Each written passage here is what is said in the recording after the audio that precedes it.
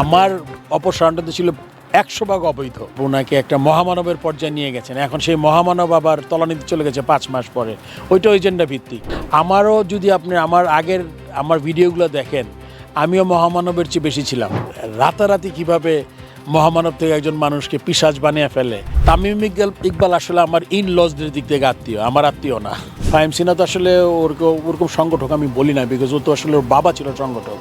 ফাহিম সিনহা তো ওই যে বাবার জন্য হয়ে যাওয়া সংগঠক। তুমি তোমার জায়গায় থাকো, তুমি ওই সংগঠকদের সাথে টক্কর দেওয়ার কোনো কারণ নাই।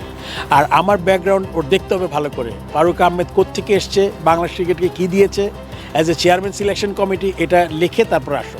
মানুষ আমরা খারাপ হয়ে গেছি। আমি আশা করি ভালো মানুষরা এগিয়ে আসবেন এবং ফাইট করে যান, আমার মতো ফাইট করে যান। আর তামিমের সাথে যারা আছেন, মানে যারা তাকে হেল্প করবেন, তারা কিন্তু খুব নতুন মুখ দেখছি না।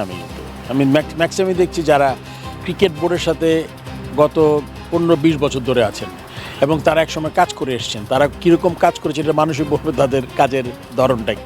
আপনি শুধুমাত্র প্রেসিডেন্ট হয়ে যাবেন, তারপরে আমি জানি না কাদের সাথে হবে না।